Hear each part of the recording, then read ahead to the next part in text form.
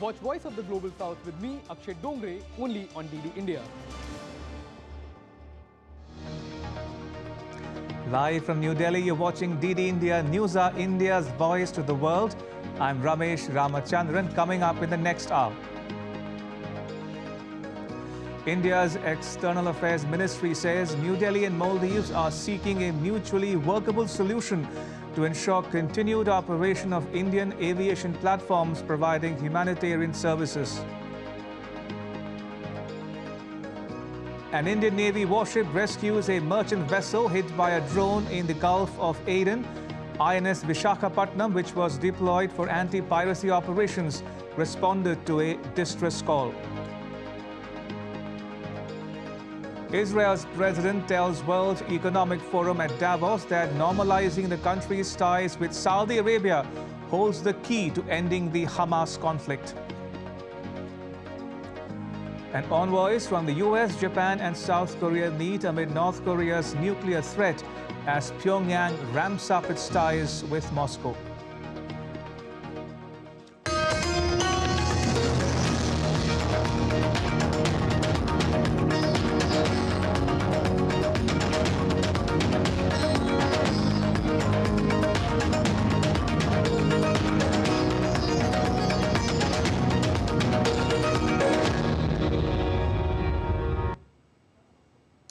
India's cabinet on Thursday approved a memorandum of understanding with the European Commission on semiconductors.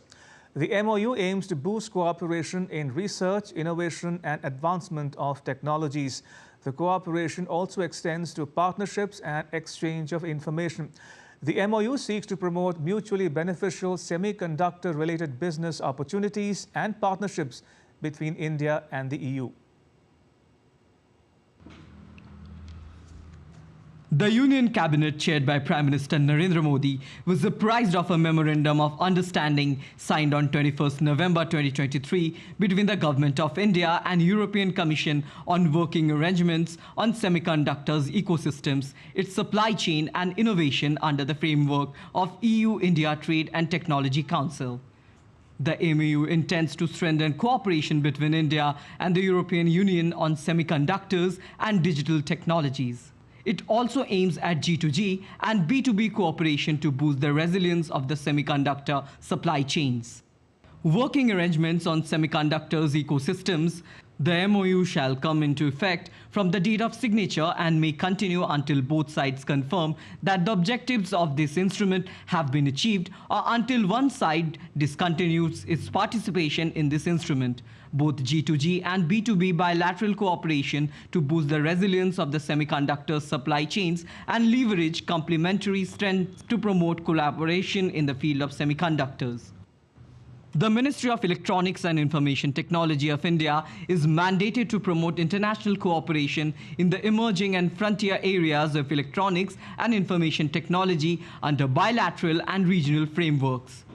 It has entered into pacts with various countries to promote bilateral cooperation and exchange of information and also to ensure supply chains resilience, enabling India emerge as trusted partner. The ministry has undertaken a program for development of semiconductor and display manufacturing ecosystem in the country.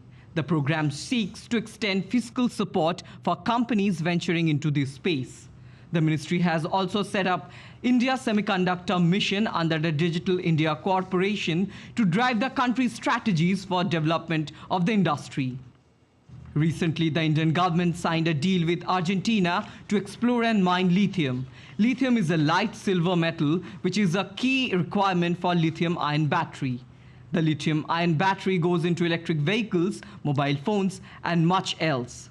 The deal is historic as India currently imports all its lithium primarily from China. Bureau Report for DD India. India's cabinet, chaired by Prime Minister Narendra Modi, has given its nod for a series of decisions on Thursday. The cabinet gave its nod to a memorandum of intent signed between India and the Netherlands to establish a framework for fruitful cooperation and exchange of information in the field of medical products regulation. Two more memoranda of understanding in the field of medical product regulation signed with Dominican Republic and Ecuador separately were also approved by the cabinet. The cabinet gave its approval for another memorandum of understanding with Kenya on cooperation in the field of successful digital solutions implemented at population scale for digital transformation. The cabinet also approved the creation of 3 joint secretary level posts. They include 2 posts of joint secretary and 1 post of economic advisor for the 16th Finance Commission. India and Maldives held talks for a mutually workable solution to ensure the continued operation of Indian aviation platforms that are providing humanitarian services. India's External Affairs Ministry said that during a core group meeting, both countries discussed about various aspects of the bilateral relationship. Regarding Maldives, Siddhant, you would have seen that on 14th we had a meeting of the core group. In the core group, we had detailed discussions on several aspects of the bilateral relationship. We also made available what was discussed in the meeting through a press release. And then in that press release, we mentioned that both sides held discussions on finding mutually workable solution to enable continued operation of Indian aviation platforms that provide humanitarian and midway services to the people of Maldives. The next meeting is to be held in India to take discussion forward. Regarding your projects in Maldives, obviously the core group meeting happened on 14th. On our part, we remain committed to our projects to take them forward. We have been an important development partner of Maldives. We remain committed to doing all things that we can do as a development partner of Maldives in keeping with their priorities. The India-China boundary issue continues to impact the relations between the two countries on various fronts, including trade and economy. The spokesperson of India's Ministry of External Affairs said the relations between the two countries are not normal. Take a listen. Our External Affairs Minister has made it clear that the relations are not normal. Presently, we are engaged both diplomatically and militarily. We have talks at the military to military level and diplomatic at the diplomatic level. In the months of October and November last year, we had these talks to take things forward. We'll have the next round of military and diplomatic talks later, as and when both sides agree to convene them. So that is where we are. India's Prime Minister Narendra Modi interacted with the beneficiaries of the Vixit Bharat Sankalp Yatra via video conference. The Yatra is an initiative of the Indian government to raise awareness about various welfare schemes. Indian Prime Minister Narendra Modi interacted with beneficiaries of the Vixit Bharat Sankalp Yatra on Thursday. It's a nationwide campaign to raise awareness through outreach activities to achieve saturation of schemes of Government of India across the country. Prime Minister Modi has directed the concerned authorities to extend it beyond 26th January. गांव-गांव से लोग कह रहे हैं कि Modi ji guarantee वाली गाड़ी हमारे यहाँ आनी चाहिए। तो जब मुझे पता चल रहा है तो मैंने सरकार के हमारे अफसरों से कहा है कि अब भाई 26 जनवरी तक नहीं, थोड़ा आगे बढ़ाओ, लोगों को जरूरत है, लोगों की मांग है, तो इसको जरा हमें पूरा करना होगा और इसलिए शायद थोड़े दिन के बाद तय हो जाएगा। ये मोदी की गारंटी वाली गाड़ी शायद फरवरी महीने में भी चलाएंगे। PM Modi said that the government is committed to eradicating poverty. ताजा रिपोर्ट कहती है कि हमारी सरकार के पिछले 9 वर्षों में, याद रखिए, पिछले 9 वर्षों में करीब 25 करोड़ लोग गरीबी से बाहर निकले हैं। भारत में गरीबी कभी कम हो सकती है, ये कोई सोच भी नहीं सकता था, लेकिन भारत के गरीबों ने ये करके दिखाया है कि अगर गरीबों को साधन मिले, संसाधन मिले, तो वो गरीबी को परास्त कर सकते हैं। Since the launch of the Vixit Bharat Sankalp Yatra on 15th November last year, Prime Minister has regularly interacted with the beneficiaries. Government is trying to guarantee nutrition, health and treatment to everyone. The Prime Minister illustrated the approach of prioritizing the deprived. Government पे इससे पहले हमको कोई पूछने वाला नहीं था, कोई बोलने वाले नहीं थे सर। अभी गवर्नमेंट में हमारा नाम छपाया गया, बहुत खुश हो गए सर। आपके राज्य में इतना खुश हो गए हैं, हम लोग कहां तक पहुंच गए हैं देख लीजिए। आज आपके सामने खड़े होकर बैठ के मैं आपसे बात कर रही हूं। The number of participants in the Vixit Bharat Sankalp Yatra has crossed 15 crore. This is a testimony of the success of Yatra in creating a profound impact on ground, which is uniting people across the nation towards a shared vision of Vixit Bharat. Aman Kumar Himangshu's report for DD India. Still to come on DD India News Hour. Pakistan's retaliatory strike against Iran escalates tensions in the region. India showcases its inclusive economic growth at the World Economic Forum in Davos. And Israel continues its counteroffensive on Hamas as it reaches a deal to allow more humanitarian aid into Gaza.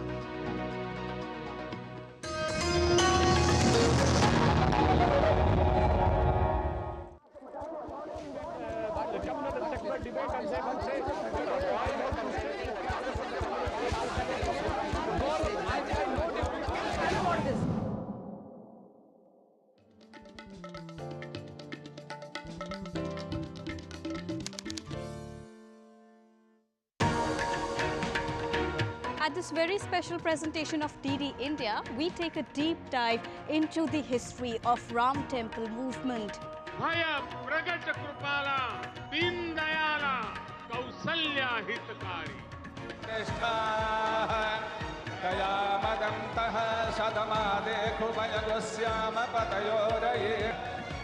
Ram काज किनु बिनु मोहि कहाँ बिसरा. Do watch this special documentary on Ram Temple movement retold on 19th of January at these times.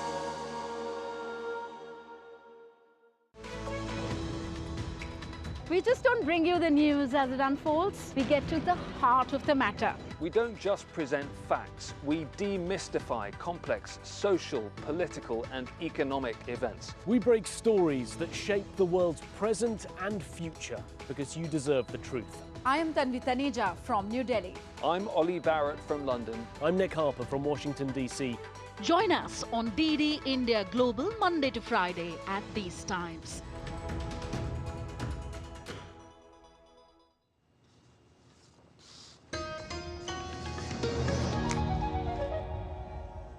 You're watching DD India News Hour. I'm Ramesh Ramachandran.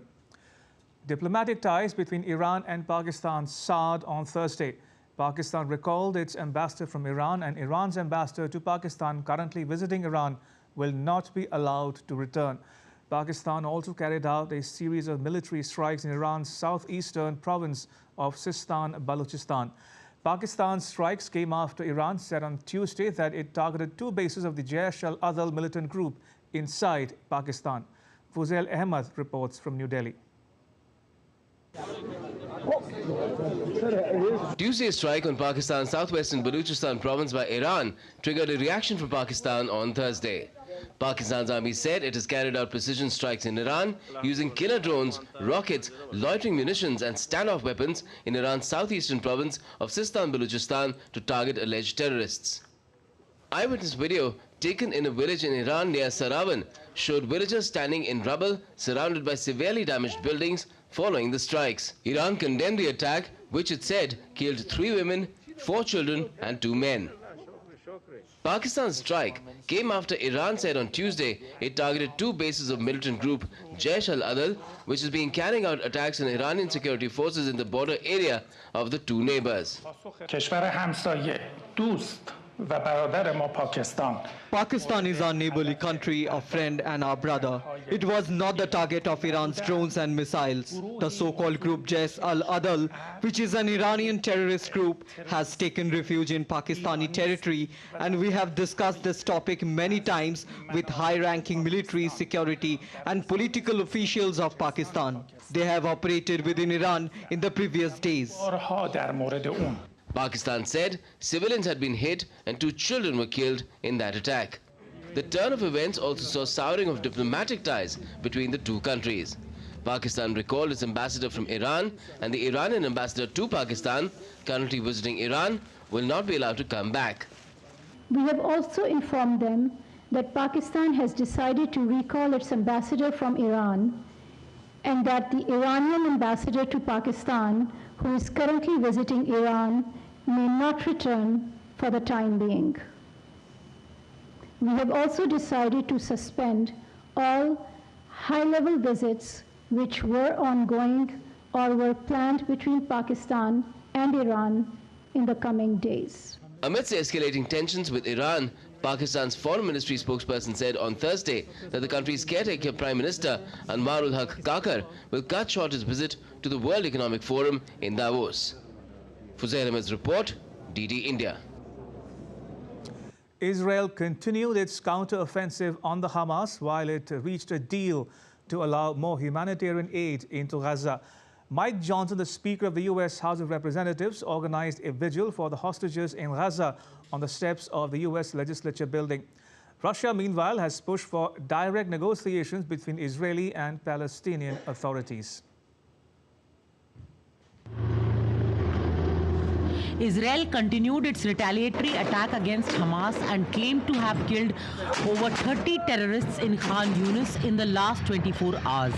In footage made public by the Israeli military, troops were seen navigating through Gaza, identifying rocket launcher installations in the northern Gazan town of Beit Lahia and discovering roughly 100 rocket launchers. On Thursday, reacting to accusations from Jordan that its field hospital badly damaged by nearby shelling, Israel says extra field hospitals are expected to be up in Gaza in days. On the health front, we expect additional field hospitals to be up and running in coming days. These have, of course, been necessitated by Hamas's strategic militarization of Gaza's existing hospitals, using them as military bases with the tragic and tacit complicity of UN agencies. Just yesterday, we received a reminder of that with the launch of projectiles from inside the Nasser hospital in grave breach of international humanitarian law. The Speaker of the U.S. House of Representatives, Mike Johnson, led a vigil on the steps of the U.S. Capitol for those held hostage in Gaza. We're here again because there are still Americans and Israelis who have not spoken to their families for 103 days. Some of those families are here with us today. They're standing with us. As we continue our work to counter anti-Semitism at home and abroad, we must continue to speak the truth about what Hamas did on October 7th. Russian Foreign Minister Sergei Lavrov said that Russia will address the United Nations Security Council next week on proposals for collective efforts to solve the Middle East crisis, and added that the solution needed to involve direct talks between the Palestinian and Israeli leaderships. Next Tuesday, a special UN Security Council meeting on this issue will take place. We plan to participate and head to New York for this purpose. There, we will present our proposals that are aimed at resuming collective initiatives rather than attempt to sort everything alone. Meanwhile, with the new agreement for humanitarian supplies to hostages and civilians to Gaza, medicines along with the humanitarian aid have been transferred to the Rafah border crossing with Gaza. Bureau Report, DD India.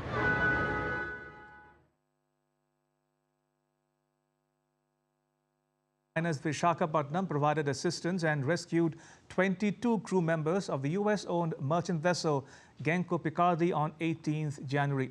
Now, this was the fourth major incident where the Indian Navy provided assistance in the Arabian Sea and Gulf of Aden. as tensions mount in the region after repeated attacks by the Houthi rebels and piracy attempts. The Indian Navy has strengthened its presence in the area to ensure a safety of trade in the troubled waters. Indian Navy's stealth-guided missile destroyer INS Visakhapatnam, which was deployed in Gulf of Aden for anti-piracy operations, responded to a distress call by a US-owned vessel MV Genco Picardy on 17th January and rescued the crew of 22. The vessel was hit by a drone attack by Yemen's Houthi militants as tensions in the region's sea lanes continue to disrupt global trade. According to the US Central Command, this was the 31st Houthi attack on international shipping since November 19. The Indian Navy, since the beginning of the crisis, has been rendering assistance to the merchant vessels in the region, which involved drone and missile attacks along with attempts of hijacking. Indian Navy, the first responder.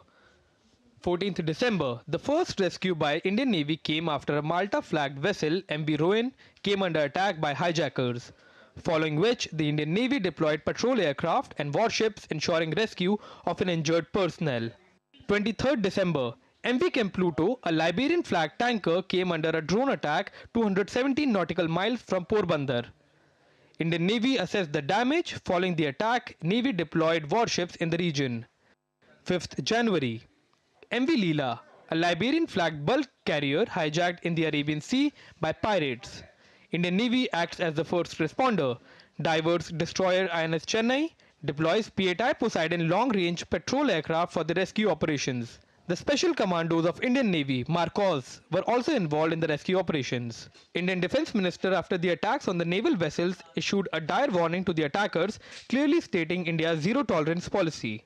Bharat की बढ़ती आर्थिक और सामरिक ताकत ने कुछ ताकतों को ईर्ष्या और द्वेष से भर दिया है। अरब सागर में हाल में हुए एमवी चैम प्लूटो पर ड्रोन हमले और कुछ पहले लाल सागर में एमवी साईं बाबा पर हुए हमले को भारत सरकार ने बहुत ही गंभीरता पूर्वक लिया है। भारतीय नौसेना ने समुद्र की निगरानी बढ़ा दी है। जिन्होंने भी इस हमले को अंजाम दिया है, उन्हें हम सागर तल से भी ढूंढ निकालेंगे और उनके खिलाफ कठोर कार्रवाई की जाएगी। मैं यह आपको आश्वस्त करना चाहता हूं। The recent attack on the US-flagged vessel was the fourth attack where Indian Navy came to rescue. However, with the increasing attacks in the region and resurging threats of piracy, the Indian Navy is making elaborate security arrangements. On the question of Red Sea and discussion in Iran when External Affairs Minister had visited, you would have seen he made a detailed press statement, joint press statement while he was there. This issue of Red Sea and Gulf of Aden, the violence there, the destabilized nature of things there was discussed, and we are deeply concerned about the whole situation. It does impact not just us, but it's an important shipping lane for not just India, but for the world. So we have our own interests there, which are being impacted. But at the same time, we have an Indian Navy, which is patrolling the area. They're trying to secure the sea lanes and do their best so that our economic interests are not impacted. Navy Chief Admiral R. Hari Kumar, over tensions in the region and arrangements by the Indian Navy, said, we have employed for ensuring that our national interests in the maritime domain are preserved, protected, promoted and pursued. So we have our own deployments and we are pursuing. We got 2 ongoing operations.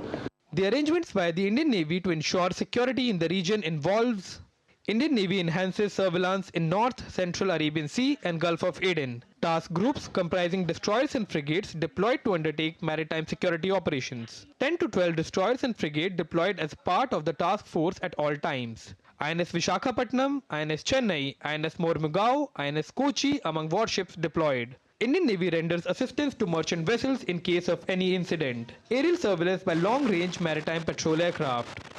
Indian Navy ensures complete domain awareness. All right, going back to the top story, India's cabinet on Thursday approved a memorandum of understanding with the European Commission on semiconductors. The MOU aims to boost cooperation in research, innovation and advancement of technologies. Joining me in the studio is Mr. S. Krishnan. He is the Secretary, Ministry of Electronics and Information Technology, Government of India. Mr. Krishnan, welcome to DD India News Up. If I may begin by asking Mr. Krishnan to dwell a bit, if you will, on the basics, as it were. What is a semiconductor? Why is it important? In other words, why has the semiconductor become so important so quickly? I think the semiconductor has now been part of a lot of electronic equipment. It's a micro-electronic device. It's been a part of equipment ever since the 70s. But with computers becoming much more ubiquitous and mobile phones, it has found part in all of those devices. And it follows something called the Moore's law and keeps getting miniaturized and smaller and smaller. And it is also increasingly used in almost every device that we use. Practically every household device that we use has some semiconductors in it. And likewise, practically every car, every automobile increasingly uses semiconductors. So it's part of practically every piece of electronic equipment that we use. Medical electronics carries it. Everything else carries it as well. As you say, Mr. Krishna, a semiconductor is small. It's a tiny component, but it wields a disproportionately big influence on world economy. As you say, it's found in everything from a mobile phone and a laptop to cars and televisions as well. It also plays a role in artificial intelligence or AI. To probe you further, why was the semiconductor in the news of late? Was it because A, of COVID-19 induced disruption of supply chains, shortage of rare earth metals, or over-reliance on China, or all of the above? I would say that primarily the resilience of the supply chain got tested during the COVID pandemic. And that is the main reason why alternate sources of supply needed to be developed. Right. Some semiconductors, of course, some part of that supply chain lies in China. But the biggest location for semiconductors supply is actually Taiwan. And Taiwan is now currently the leading producer. Likewise, Korea and a few other countries also are semiconductor producers. Therefore, it is to ensure that the supply chain gets more diversified and more resilient. That is why I think many countries in the world decided that they needed to focus on semiconductor production again and bring back production to their countries, in the case of the Western world, both in Europe and in the United States. And a country like India felt it has been something that we've been aiming to do for the past many years, but now I think very many decisive steps have been taken to make sure that the semiconductor industry flourishes in India. And what you said just now gives me a perfect segue to my next question to you, Mr. Krishnan. Talking about India, where does India see itself today and tomorrow insofar as chip design and manufacturing are concerned? As far as chip design is concerned, we are at an interesting spot where almost about 20% of the design engineers world over are in India. And a lot of the chip design actually takes place in India. Many international companies, companies like the so-called fabless companies like Qualcomm, Broadcom, etc., and also many other companies design their chips in India. And we have a large number of chip designers. But unfortunately, we do not have any Indian brands which do the designing. The designing is done for multinational companies. The other part of it is in the manufacture. There are a few units which do limited manufacture of semiconductors in niche areas. We have one unit which is in the public sector itself, semiconductor complex which is based in Mohali. Likewise, Bharat Electronics Limited does production for the defense sector. There are some small-scale industries which are engaged in that, but not on a very large scale. And the large-scale manufacture, large-scale IP ownership is primarily in the United States. Manufacture takes place in Taiwan, takes place in China, takes place in Korea. Some of it takes place in Japan.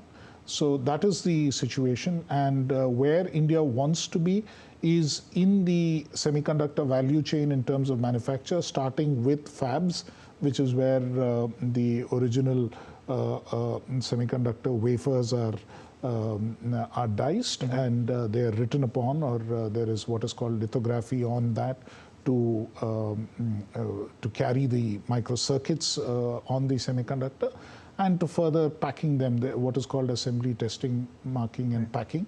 So all of these processes is where India is keen to get into under the Indian Semiconductor Mission, which has been approved by the cabinet. And talking a bit more about India, Mr. Krishnan, what is India doing in terms of policy, partnerships, or industry incentives in order to emerge as a semiconductor hub going forward? I think the India Semiconductor Mission is one of the most ambitious industrial policy instruments that India has ever adopted. It has a fairly large subsidy which is offered to manufacturers who establish plants to establish either a fab, a fabrication unit, or an ATMP plant here in India. The first of those is Micron's facility, which is coming up at Sanand in Gujarat. We have currently some applications from other players to establish fabs and other facilities. It is a 75,000 crore program, almost $10 billion. And when you add that to what the state governments are offering, which is about 20 to 25% on top of that, we are offering a 50% subsidy, states are offering another 20-25% subsidy. This 75,000 crores actually then goes up by another 25 to 30,000 crores. So it is one of the largest incentive packages for industry to establish production facilities. And we are expecting, we have already good response, and we are expecting that more approvals will happen in the course of the coming months, so that more semiconductor manufacturing facilities are established in India. We have to ensure that the companies which come to establish these facilities in India have the appropriate technology, have the resources to actually make this happen. And that is the effort that India is currently engaged in. And finally, Mr. Krishnan, coming to the cabinet decision of this morning, what more can you tell us about the India-EU working arrangements on semiconductors ecosystems, and to the EU-India Trade and Technology Council? The EU-India Trade and Technology Council has 3 ministers on either side. On India's side, we have the foreign minister, the external affairs minister, the commerce and industry minister, and the minister of communications and information technology, which is my minister. So all 3 of them are represented, and their counterparts on the EU side are also on the Trade and Technology Council. It is a high-powered body, and EU does not have such TTCs with very many countries. We are one of the exceptional countries where we have this special relationship. We've in fact fast-tracked the meetings on this. There is excellent cooperation. We had a meeting a few weeks ago, and we agreed to cooperate on a range of activities in the semiconductor space. As you know, some of the best-known companies in making semiconductor tools are based in Europe. Some of the technology is based there. They do the tooling part of it. Likewise, they're very strong in some of the materials and gases, and some of the technology, so including design. So it is a very good relationship to have. We have similar arrangements with the United States and also with Japan. So I think India has literally entered the big league. And this particular MOU, which we have signed with the European Union, actually signals that the world is taking India seriously in this space and wants India to succeed in something which is a very strategic and crucial area of technology. Indeed. On that, Mr. Krishnan, thank you so much for joining us and sharing your thoughts and views with our viewers at home and abroad. Thank you for your time. Thank you very much. Thank you. And still to come on DD India News Hour.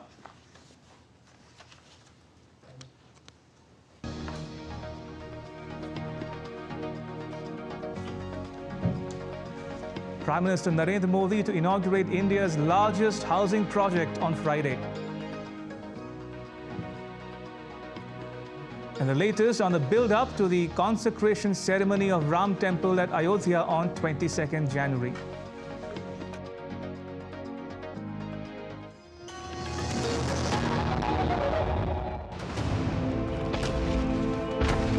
What were the mysteries of the dinosaur age?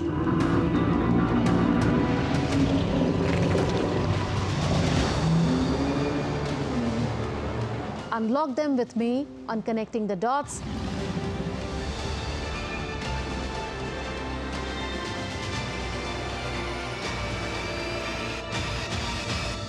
Watch Connecting the Dots every Friday at 8 p.m. IST on DD India.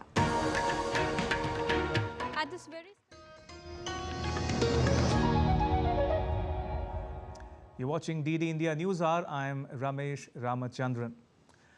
At the World Economic Forum at Davos, India highlighted the country's economic transformation in the last decade.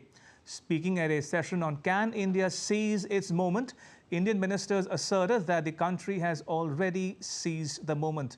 Abhishek Bose has more. Seize its moment. The answer lies on the strides the country making in the global dais. The World Economic Forum annual meeting in Davos entered its fourth day. In the annual meeting, India highlighted its inclusive approach of economic growth. Speaking at a session, India's Petroleum and Natural Gas Minister Hardeep Singh Puri asserted India has already seized the moment. Puri highlighted India's transition from the 10th to the 5th largest economy of the world. I'd say, can India seize the moment? Nahi. India has seized the moment. Why do I say that? I say that because you're not just transitioning from the 10th largest economy to the 5th largest economy. You're growing at 7.2% last 3 quarters, the coming quarter and the next year, pointing a good picture. India's Information Technology Minister Ashwini Vaishnav said the last decade has seen a significant transformation in the Indian economy. He said major investments in the country have happened in physical and digital infrastructure, which led a huge impact on manufacturing and overall economic activity. India's Women and Child Development Minister Smriti Irani emphasized that despite phases of double-digit inflation post-pandemic, the country was recording a multifaceted growth momentum. Prime Minister Modi says we are building businesses, but we are also in the business of saving lives. And I think that's what makes the India story distinct on the global map. Meanwhile, the World Economic Forum released a study on Thursday. The study reveals India is among the most significant operating countries for hosting a thriving cluster of fintech headquarters. The World Economic Forum says global fintech industry remains strong with customer growth rates averaging above 50% across industry verticals and regions.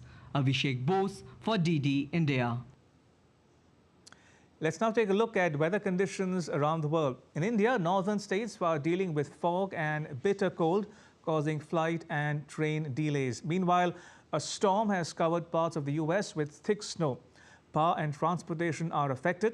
Canada also is facing extreme cold, with schools being shut and flights affected.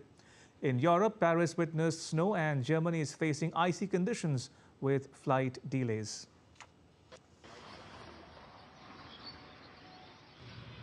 A spell of thick fog continued to plague parts of northern India on Thursday, causing disruptions to traffic across the region. The minimum temperature dropped between 6 to 7 degrees Celsius in the national capital. More than 40 flights were delayed in New Delhi, while at least 18 trains were running late due to bad visibility. This was a 5th consecutive day of flight delays and cancellations due to the cold weather and fog. India's Met Department has said that the heavy fog, which was brought about by a cold front, is still expected to prevail for the next few days. A severe winter storm dumped snow across broad part of the US this week, prompting travel restrictions and extreme weather warnings. Power demand surged across parts of the country on Wednesday after homes and businesses consumed a record amount of natural gas for heating and power generation. Meanwhile, the effect of the biting cold was seen among electric vehicle owners also. With temperatures plummeting down to minus 18 degrees Celsius in Chicago, many EV charging stations have been rendered inoperable. This led to multiple Tesla owners being stranded in the cold due to their cars with empty batteries. A polar vortex has brought record-breaking cold to parts of Canada. This extreme cold has caused schools to shut down and impacted flights. As per Environment Canada's report, parts of northern Alberta are likely to see extreme cold conditions continue until later this week. Europe is also witnessing the brunt of the cold. Paris was covered in a layer of snow on Thursday. France's weather service has warned of black ice and floods in other areas of the country. Winter conditions caused air traffic and transport disruptions in parts of Germany on Thursday. Frankfurt Airport cancelled over 300 flights in the morning due to de-icing and clearing of runways. However, authorities have stated that things were looking better than Wednesday when the largest German airport was paralyzed. On Thursday, the German Weather Service warned of icy conditions in southwest Germany and the northern half of the country, as well as snowfall in the center and southern half. Bureau Report, DD India.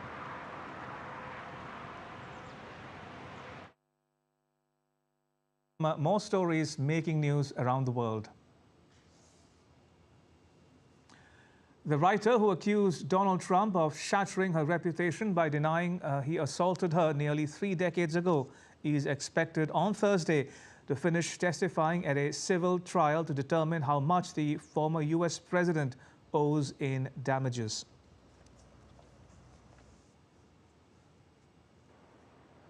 The Wall Street's benchmark indices, S&P 500 and the Nasdaq opened higher on Thursday, boosted by gains in chips and mega-cap stocks, while investors watched out for clues on the timing of the Fed's rate cuts and economic outlook. Historical drama Oppenheimer led nominations for the BAFTA Film Awards on Thursday, securing 13 nods. Britain's top movie awards take place in London on 18th February. Strangers. How to have sex. Napoleon.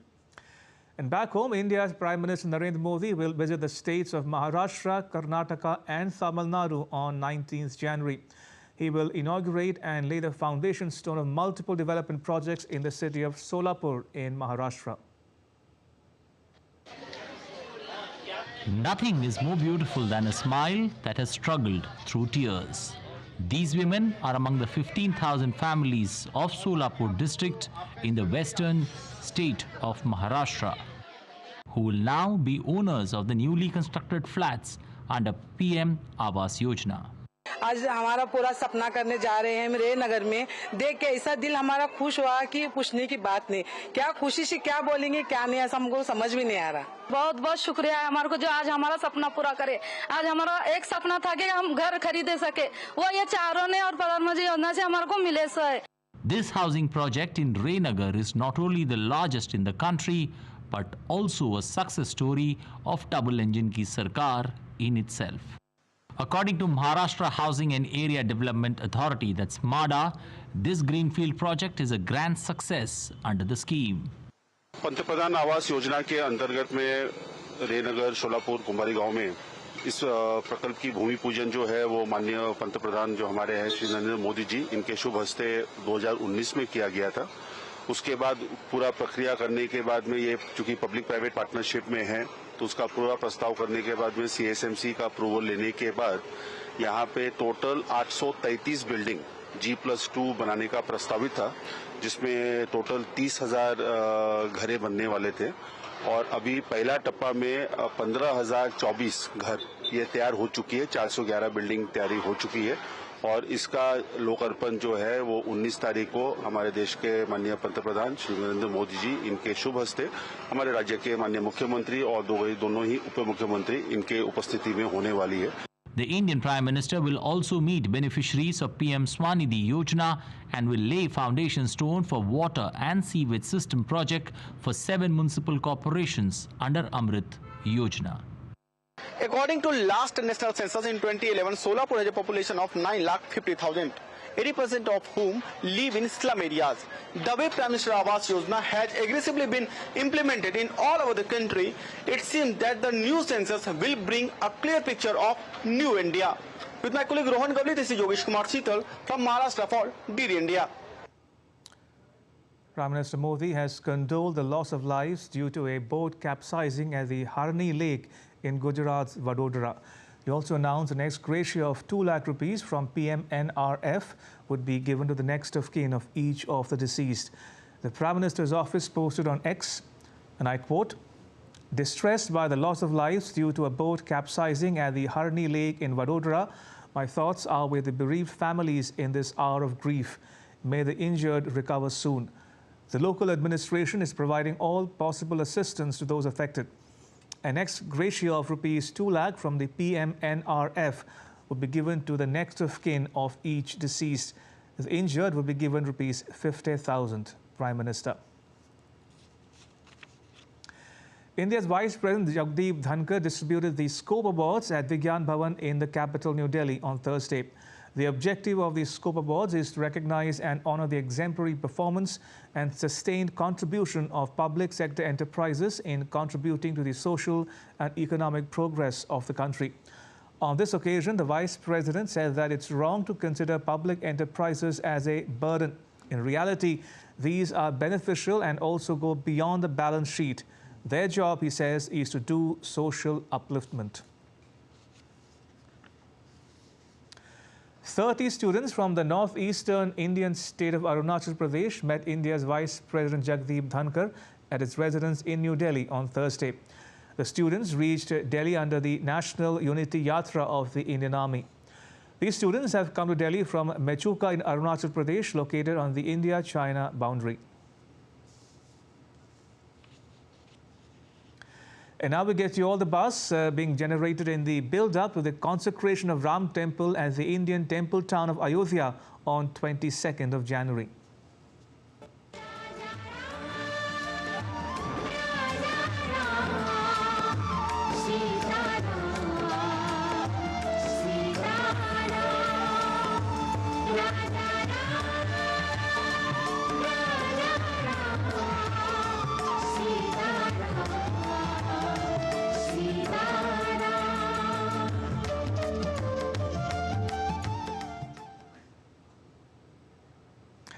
As the consecration of Ram Temple at Ayodhya draws near, take a look at how the temple town is getting ready for the special day. DD India Siddharth Bharadwaj gets us more. Good evening and welcome to this special feature on Ayodhya's luminous transformation as the consecration ceremony approaches near. We take you through a mesmerizing journey in the hearts of this historic city. The architectural wonders of Ayodhya come to life with intricate lighting, each building telling a story of the city's rich cultural heritage. It's a visual delight. The streets are alive with spirit of community. Locals from all walks of life come together, sharing the joy and anticipation that fills the air. It is a testament to unity and resilience of people of Ayodhya. The cultural heartbeat of Ayodhya echoes through the city streets with live performances, dance and music events. As we conclude our journey through the radiant streets of Ayodhya, we can't help but feel the excitement building for the consecration ceremony. With camera person Yogesh, this is Siddharth Bharadwaj reporting for DD India in Ayodhya.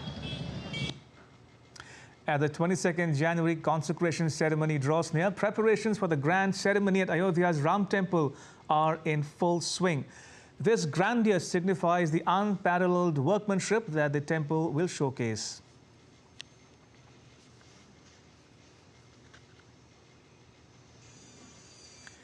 A sand art of the Ram Temple was crafted in Uttar Pradesh's Prayagraj ahead of the consecration ceremony of the temple at Ayodhya. A replica of the temple was made to mark the auspicious day.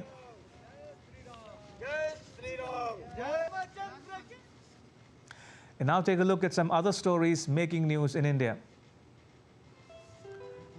The Indian Army is organizing a unique talent event in Kupwara for individuals aged 16 and above.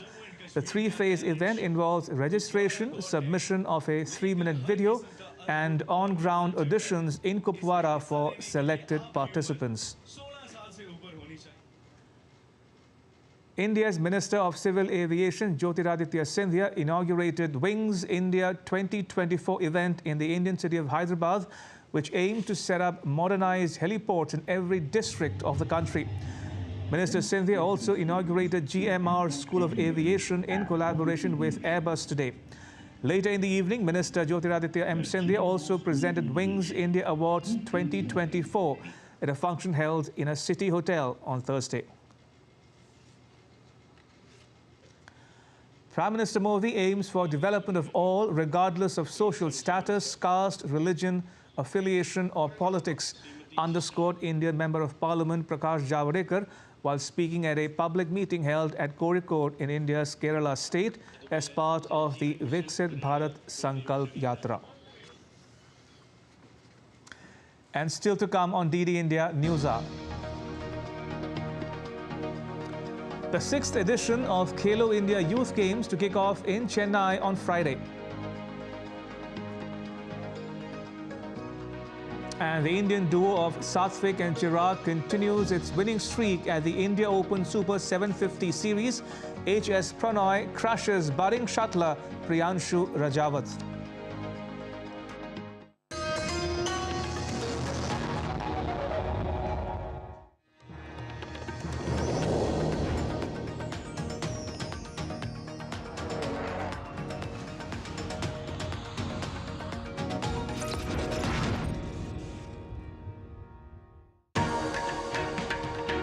At this very special presentation of DD India, we take a deep dive into the history of Ram Temple movement.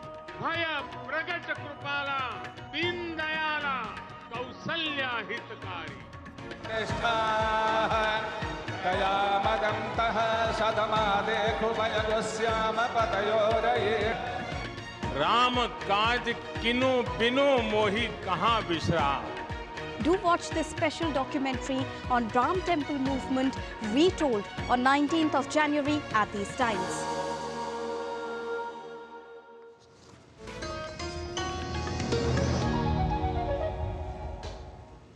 You're watching DD India News Hour. I'm Ramesh Ramachandran. The 6th edition of Khelo India Youth Games is set to witness a glittering opening ceremony in the southern state of Tamil Nadu. The event will be inaugurated by India's Prime Minister Narendra Modi in the South Indian city of Chennai. Deepika Metho reports. Chennai is all set to welcome Prime Minister Narendra Modi, who would inaugurate the 6th edition of Khelo India Youth Games on Friday. Khelo India Youth Games, which is taking place in South India for the very first time, will witness the participation of around 5,600 athletes from all across India, who would showcase their skills to bag the top honours. The multi-sport event, which would be in action for 13 days, would be spread across 15 venues of southern India. The event would also showcase a demo sport alongside 26 sporting disciplines. The landmark sporting event would be a mix of conventional sports such as football, volleyball, badminton, etc. and traditional sports such as Kalari Payattu, Gatka, Thang Ta, Kabaddi and Yogasana. Silambam would be included as a demo sport.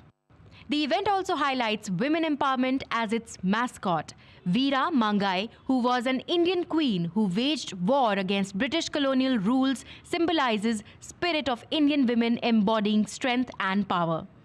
With the onset of the 6th edition of Khelo India Youth Games, and especially ahead of an action-packed sporting calendar of 2024 that includes Olympics, players are focused on creating new records and benchmarks with continuous exposure that is assured with government's flagship initiative. There are many firsts about this very particular edition of Khelo India Youth Games. This is the 6th edition of Khelo India Youth Games. A demo sport has also been introduced this time, and more importantly, women representation gains center stage at this very edition of Khelo India Youth Games. You've heard many a times about Veer Mangai from Prime Minister Narendra Modi, and at this very edition of Khelo India Youth Games, Prime Minister Narendra Modi will himself inaugurate this grand event. So keep watching this space to know all about this 6th edition of Khelo India Youth Games. With camera person Senthil, this is Deepika reporting for DD India from Chennai. In badminton, HS Pranoy beat fellow Indian Priyanshu Rajawat in a thrilling 3-game match 20-22, 21-14, 21-14 in the men's singles pre-quarterfinals of India Open Super 750 Series. Chirag Shetty and Satvik Sairaj Ranki Reddy edged into the men's doubles quarterfinals, beating Chinese Taipei's Lu Qingyao and Yang Po-han 21-14, 21-15. The Indian duo will next face Anders Skarup Rasmussen and Kim Astrup of Denmark for a semi-final spot. And with that, it's a wrap on this edition of DD India News Hour. Let us know your thoughts on the news of the day. You can connect with us on Facebook, X and Instagram. You can also check out our website, ddindia.co.in. We'll be back with more news as it breaks here on DD India. I'm Ramesh Ramachandran. From all of us here in New Delhi, thanks for watching DD India News Hour.